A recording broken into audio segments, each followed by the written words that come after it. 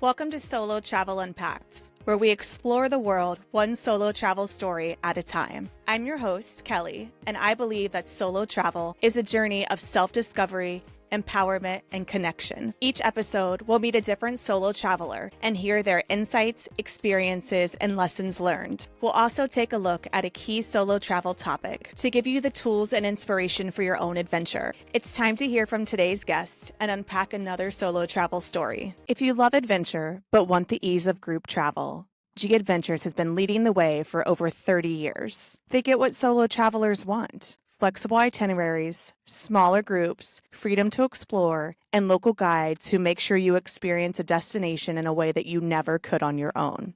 Visit the link in this episode description to book a trip with G Adventures. Solo travel and family travel, two completely different experiences, both with their own challenges and their own rewards. My guest today, Kevin, has navigated both worlds. As a busy pediatrician with a family, a packed schedule, and plenty of hobbies, his free time is limited. But when he does get the chance to travel, he's made both time for solo adventures and trips with his loved ones. And he's not alone. Solo travel isn't just for singles. Almost a third of women and more than a third of men who travel solo are married. Parents find time to travel by themselves too. In fact, 31% of solo travelers have children. Kevin has taken 5 group solo trips to incredible destinations like Argentina, Peru, Tanzania, Chile, and Indonesia, and soon Nepal. In this episode, we'll dive into what solo travel offers that family trips don't, how he balances both, and what he's learned along the way. If you've ever debated on taking your next trip alone or with family, this conversation is for you. Let's get into it. Kevin, I'm so glad to have you on the podcast. You've had some incredible solo adventures in places like Argentina, Peru, and Tanzania, and of course, Chile, where I met you. But you also have a family and a busy career, which means your travel experiences are pretty diverse. Before we dive into those differences between solo and family travel, let's start with a quick intro. So can you tell us a little bit about yourself outside of travel? Outside of travel, I'm a pediatrician, and so a lot of my time is spent doing that, although I have cut down to part-time in the past couple of years. So that's been a good thing. This is my 22nd year as a pediatrician. So sometimes after a while, things are kind of the same. I found that travel gives me something to look forward to, especially going through winter and some of the, like when there's not that much light and the days are short and it's cold and all that stuff. So yeah, it's nice to look forward to something. A perk of living in Canada. Yeah. Yes, and you have 2 kids, right? We have 2 kids, 2 boys. They're 21 and 17 now. In the past, when they were younger, yeah, definitely all the travel was with the whole unit together. Yeah, so we'd plan stuff in the summer and we'd have to consider, where are we going? So yeah, we never really traveled anywhere, farther until I think they were like, past like 5 or 6, except Florida. We took them to Florida. Yeah. Yeah. Well, actually, that's the perfect segue. So again, you've got a busy career as a pediatrician, which just thank you so much for what you do. I think that's really amazing. We talked about your kids, and though they're a little bit older now, as you spoke to, you did take them on some trips. So I'm curious, how did solo travel first come into the picture for you? Well, I think it was the kinds of trips that were offered. I had always been looking for something a little bit different than what we do as a family. I always had wanted to do some things which were more outside, naturey, more adventure-y type of things. And everyone's family is different. Like some families, the every individual is interested or grew up doing those things. And it was just through, just how my family was. It's not everybody was interested or was able to do some of those things. So I always kind of just pushed it aside, just in favor of going with the 4 of us to do things we could all do. Right. But as I'm kind of getting older and going through life, I say, there's still some things that I'd like to do that I haven't been able to do. So that's when I started looking online for groups that were doing some of these more outdoorsy type of things and starting to do that. Yeah. What do you And think? it's super interesting because we were just chatting before we got started here, and there's so many different companies and so many different ways that you can do it. So curious, what drew you to group trips versus just going completely solo? I think it depends. There's probably two things. Like one of the points of that's good about group trips is that just about everything is planned for the most part, except for a few, maybe there's a few hours of you can do what you want or relax or stuff like that. But I just found like it's kind of a breath of fresh air because whenever we won't go on a family trip, I'm usually the one. Everybody in the family has their thing, but I'm usually the one that had to research things and look up flights and plan hotels and rent the cars and look at what other requirements are. And then it's kind of a lot of work to try and juggle everything, especially um, with family. I think it's a bit harder to accept certain flights. Harder because, I mean, uh, when the kids are younger, you don't want to be hanging out in airports too long. When they're younger, they can't really help much. So there's more, some of that travel stuff, like there's more lag time. You got to haul everything yourself. You got to go through, maybe different terminals to get to where you're going. So it's different when the kids are younger. But with Yeah. the group trip, I mean, getting back to the original question, it was just that I like the fact that it's organized and yes, some groups will do it better than other groups. I prefer like when there's a smaller group Hmm. because it's more fun. It's just you're more tightly knit as long as everybody Yeah. gets along. Yeah. You kind of get to know the others in the group as you go. Well, and you started to touch on this, but I'm curious, totally hear you on just being able to show up. I think as somebody who is always the planner as well, I love that is one of my biggest draws is that I can see their itinerary online when I sign up. It's all done. I just have to show up. It's really nice, for everybody, but especially when you're the one that typically plans. But you started to talk on this, and I'm curious from your experience, what are some of the biggest differences between solo travel and family travel? And I know you talked about kind of the airport and how you had to be more aware of layovers, but what are some of those other things that stand out to you as being a big difference? Well, not to put it in a negative light, but sometimes it's just nice to just have nothing else to worry about other Yeah, than absolutely. because and yeah, this is the thing. I don't want to put things in a negative light or anything, but when you have other people, you have to be thinking about everybody, and that's how it works.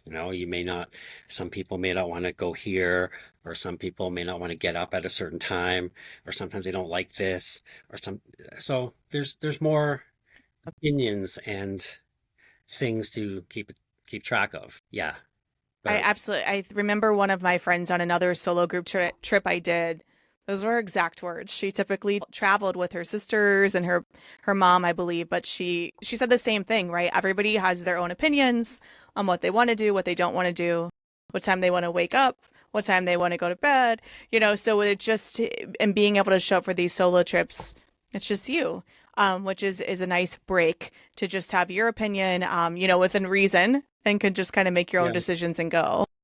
I also find it's just nice I don't know if I do this more extremely than other people, but if there's a group that has a trip laid out, you usually would assume, okay, these are unique places or you know, places that would be good to go to.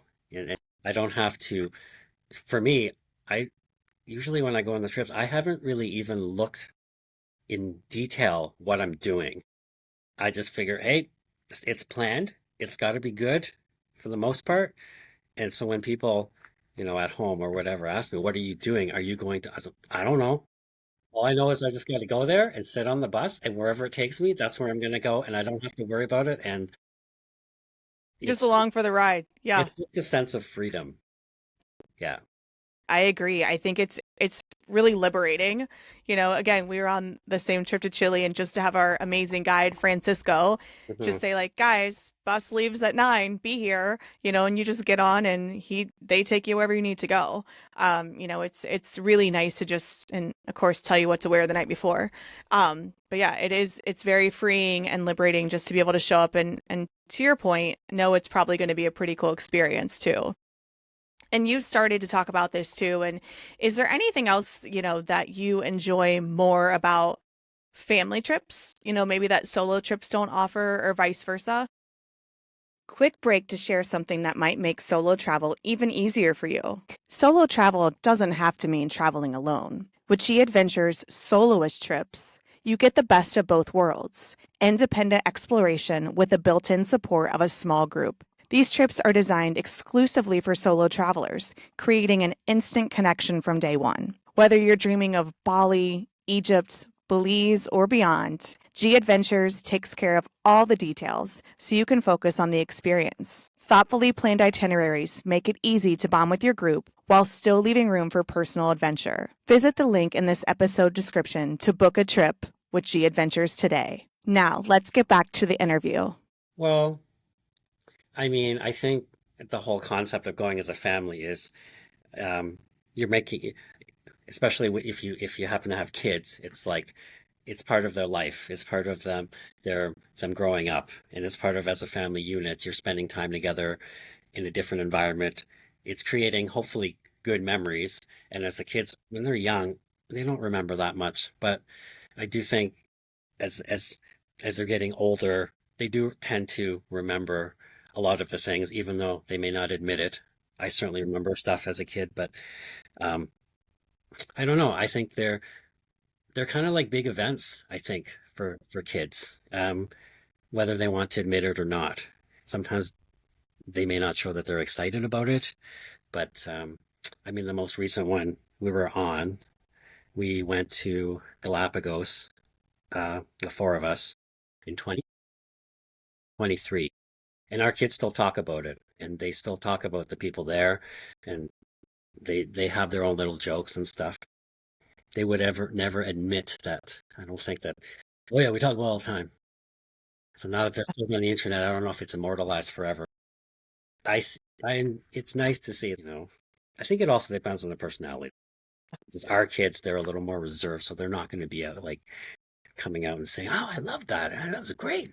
But you see in other ways, and you're making the memories, and that's what it's all about.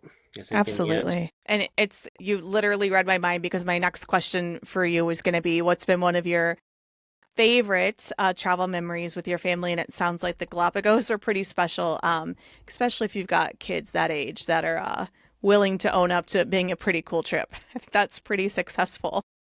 Yeah, and it was good because it wasn't a big, like there are islands, but there was only so many places you could go in the Right, towns. They could go and explore on their own. It wasn't like if they went to London or I don't know, someplace that's massive like Paris, and you're right. wondering where are they going? Are they going to get lost? It was kind of nice. It was a new place, but it was kind of confined, but still exciting to see what was there because everything was different. Yeah, Yeah. yeah. So curious to piggyback on that. What has been one of your most rewarding solo travel experiences? Uh, I mean, they're all rewarding in a different type of way. Um, I mean, particularly enjoy.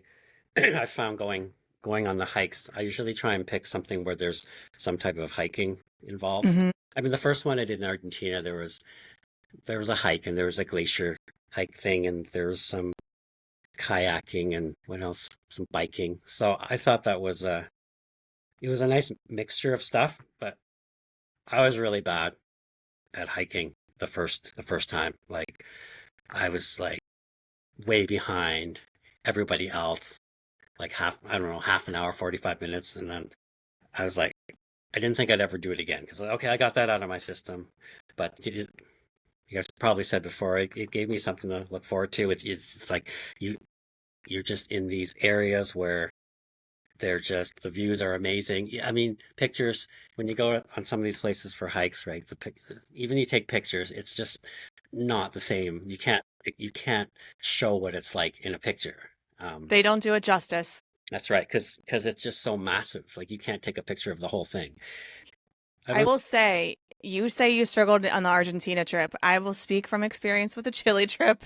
You were way up in the front. Maybe I was in that mid to back group. You absolutely killed it. I I'm still I don't know if I'm to the point yet. Somebody asked me if I would do it again. I was like, ask me again later. I think I'm still recovering from our Three Towers hike, but it was magical. Yeah, it was great. And yeah, no, when I went home, I was like, oh, it gave, I started doing like my routine at the gym. So I've been doing that for like 2 years now. And put hikes in. I mean, you killed it. I was thinking when I went on that trip, I was like, I'm in shape. Like, I'll be fine.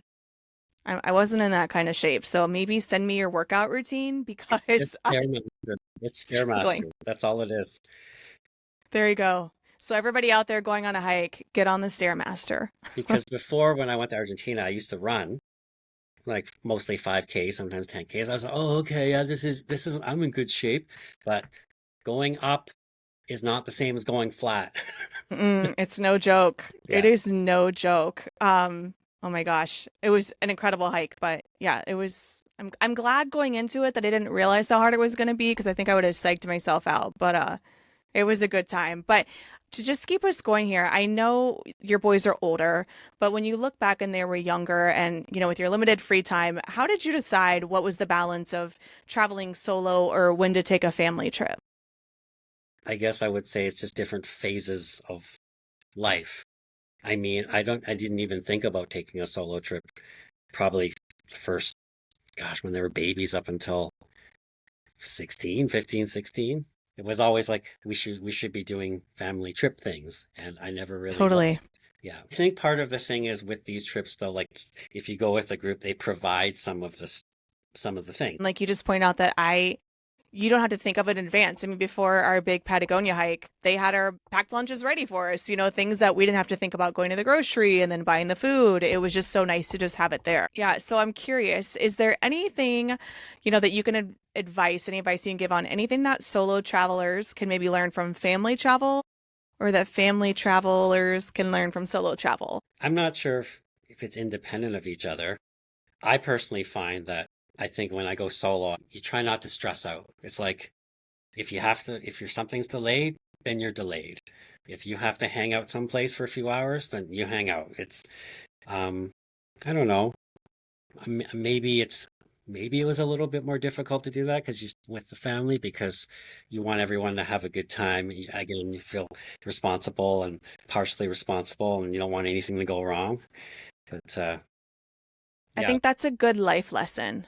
Just like more laid back, maybe. getting angry is not going to get me home any faster. Mm-mm. If things don't go the right ways, okay, whatever. You know, Yeah. trying. I think It's that's not it. That's a good perfect. way to look at it. It's not perfect. I mean, stuff comes up. But the reason I like travel is because things are different. When you're used to living, if it's the same thing over. I mean, even I remember once we went, yeah, it was on the way to Galapagos. We had to stay in Ecuador overnight, and then we didn't have the right money. So my family's like, "Oh no, do we have the money?" I was like, "It doesn't matter. I mean, we're here We'll figure because it out. money is different, and Hmm. that's why we're here. Because now we can say, okay, this is the money." I mean, I'm not always that calm, but I remember saying that. I was like, "No, if it was the same, if we all had the same money, then why are we even here?" That's a good way to look at it. And then our one little last question about solo versus group is, do you have any advice for people who love solo travel, but also want to balance it with family trips? It's hard to generalize. That's going to be a very individual thing because, I mean, if people you may have families that the the the partners are have the same interests and they Hmm. may be interested in the same thing. So maybe they would end up doing more of like say these adventurous things together. Yeah. Um, I really think it depends. I can't really say one is.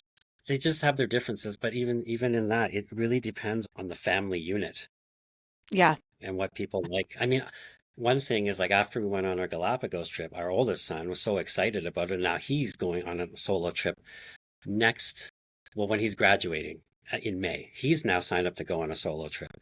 That's To amazing. So that'll be good because like, it made him interested. Now it's going to be a great learning experience for the first time he's traveled by himself. But That's so special. I love that he's doing that, following in your footsteps. I know at the very start of the episode, I touched on your upcoming Nepal trip, so this might be the answer to this question already. But are there any destinations or experiences still on your bucket list? the two that I think about now is I would like to go to New Zealand, and I guess if I'm then, well, it's like if I'm in that part of the world, I'm like, well, I might as well. It'd be nice to go to Australia too. I mean, it's so close. It's like, well, then my other places like above there, like Japan and Thailand. So what draws you to New Zealand? What's the appeal? No, I mean Mm, it's stunning, it's beautiful. the Curious what it is scenery, for you. another place to hike, and there's a apparently a very stunning, or probably many stunning multi-day hikes in Iceland. So I'd like to do that. Which no, that's an interesting point because our family has gone to Iceland, but at the time would not have been in the position to even try and go on something like that. We were more of a like driving around, look at the scenery type of thing. Yeah. Yeah, Well, I actually was just looking and it was like 7 to 8 years ago. This week, I was in New Zealand. I would highly recommend it. yeah, Don't know if you're a Hobbit fan or Lord of the Rings. I think I read them in school, but that was one of the biggest draws in New Zealand. it And it is. was really, really cool to go to the Hobbiton. So if you make it over there, even if you're not a Hobbit person, it's amazing. I would highly Yeah, recommend I'd it go if there. you, I'd go there. yeah, Yeah, yeah. Sometimes the flight is a bit long, but it'll be okay. yeah. It's all worth it in the end. Speaking of the end, we're getting close. But before Oh, we wrap up, already? I know, I told you it'll go by so Oh, fast. okay. But before we wrap up, I always love hearing a favorite solo travel story from the guests. Do you have one that's really shaped your perspective or a memorable one that you've had from traveling alone? I have one from when we went as a family, but All right, we'll it take involved that's just me, perfect. but it wasn't when I was alone.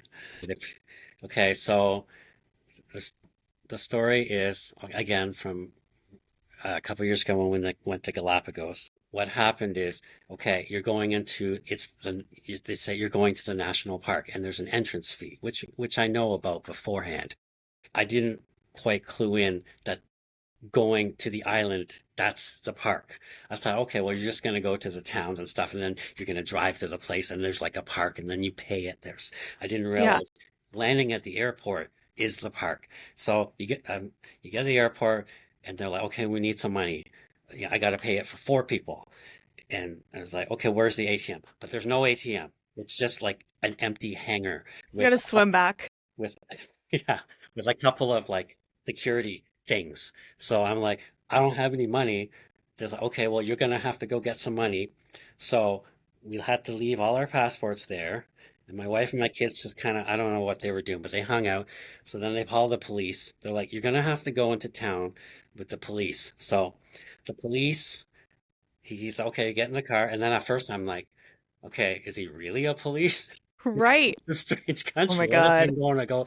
So anyway, now there was this other guy who was also a security, and he had like this puppet. It was like this puppet of a policeman. Yeah, I have a picture of this. I'm going to send it. And he was trying to make the kids feel better. So he's like, but I guess he was off duty. So the police and the other police, the puppet guy, and I went in the car, and they said, okay, we're going to have to go into town and find an ATM.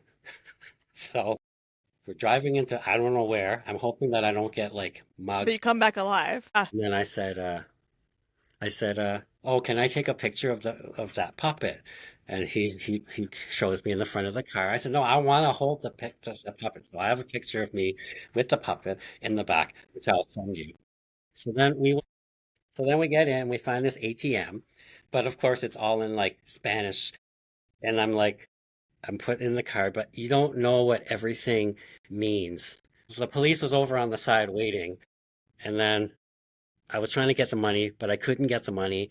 So eventually there's this lineup of people behind me like, what the hell? So then the police comes and he's like standing with me and he's like, okay, he's reading with me. Okay, this is what you got to do.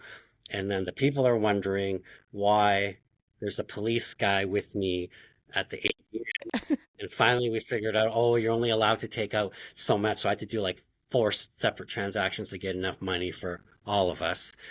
So then I finally got the money. So then I got back and then my wife said, oh, so did you get the money? It's always make sure you bring enough money to go with you when it's national park. That's a really good tip and things you might not have to worry about on a solo group trip. But Yes, if you're not because on you one of would have those, a guide that would say you're only allowed to take $100 out at a time. yeah, Yeah. they'd have it done for you. The last thing I am going to do, Kevin, is I just have 3 open-ended questions. The advice I'd give to someone considering solo travel is The advice I'd give to someone solo traveling is, do your research, check the reviews, check all the health requirements, and then just go for it. perfect. I love it. My favorite part about solo travel is My favorite part about solo travel is that I don't really have to worry about anything. just show up and I go. just show up and I just get on the right plane and hopefully all my luggage goes through and then that's it. And the last question, something I learned about myself during my solo travels is Well, something I learned about myself is I thought I was in better shape than I was. But then I learned that I can still improve at something even though I'm kind of getting into the middle age phase, or not getting into, I'm in the middle age part of my life. But it's still somewhat refreshing to know that there's still things you can improve on, or one can improve on. Because some things, the ship has sailed. You're not going to get any better. Like I'm not going to play in the NHL. If I even knew how, but yeah, but you can get really good at hiking you and can, you have yes, you can always room get, for growth. Well, Kevin, thank you so much for coming on to the Solo Travel Unpacked podcast today. I'm so glad our roads crossed on our trip to Chile this yeah, past it's fun. fall. I Yeah, absolutely love getting to meet you and appreciate you sharing the insights on a solo travel and family travel and sharing all your hiking and puppet stories that I'm yeah, sure everyone will love. So thank you so much for coming on today, Kevin. Really appreciate it. yeah, it was fun. Thank you. See ya. Every episode brings a new perspective, so be sure to subscribe and join us next time to meet another incredible solo traveler. If you love this episode, let's keep the conversation going. Follow us on Instagram at Solo Travel Unpacked Pod or on Facebook at Solo Travel Unpacked. And if you have a solo travel story to share, I'd love to hear from you. Reach out to be a guest. Until next time, let's explore the world one solo travel story at a time. G Adventures Soloist trips are all about meaningful connections with people, places, and experiences. You'll see the must-visit highlights, embrace unexpected moments, and have the freedom to make the journey your own, all while traveling alongside like-minded solo adventurers. Ready to go? Check out the link in this episode description to find your soloish adventure today.